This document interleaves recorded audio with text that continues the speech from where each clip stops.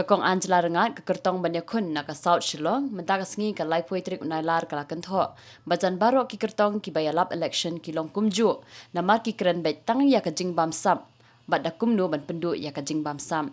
Kalabu jing kelipat. Hatu kini ki juk ki bayalap ban penduk ya ke jing bam sam. Kila bishar bahane ya ladi.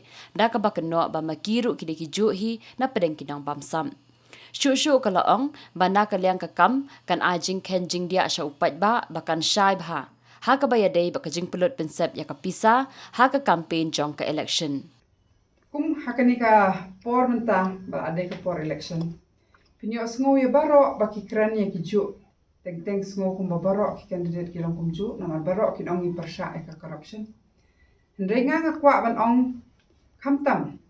Yaki nong song snong jong ka jela bat kamtam yaki nong song snong jong ka 16 East ba habang ikren corruption ne abuse of power habaki khlay kita kitin ni hapan bishar hato haka yat ka yeng jong kitu ki breu ki balong ba kren ni kata kidai shisha ki breu ki ba yat hakalenti ka ba bet ka ba biang ki balong shisha ki bersyak yang kata ka bamsap yang kata ka corruption ni hapan bishar om tang hakayat ka yang jong ki ta ki breu ki bakren persyak ka bamsap atau ki biang ndre haka public life jong ki ru hato kadon kadak kashin bakadau bakilak ban klei bakilong persyak ka bamsap ndre haka kam ka jam pade inyom ka bamsap but kumbila kado ikong wan penhun.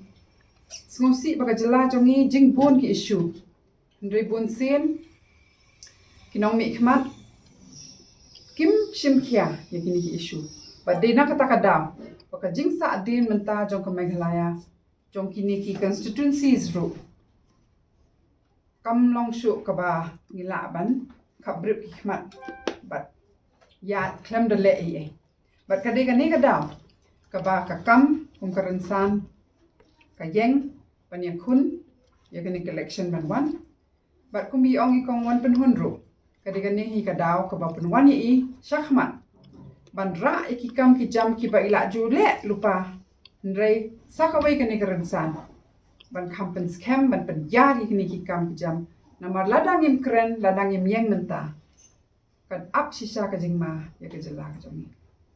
Since 2014, our country has been plagued by divisive forces. TMC is in Meghalaya with the mission to empower the people, uphold the ethnic cultures and traditions, celebrate the sacred land. To oust the proxy BJP government from Meghalaya, be the change, support TMC by calling on 96877 96877.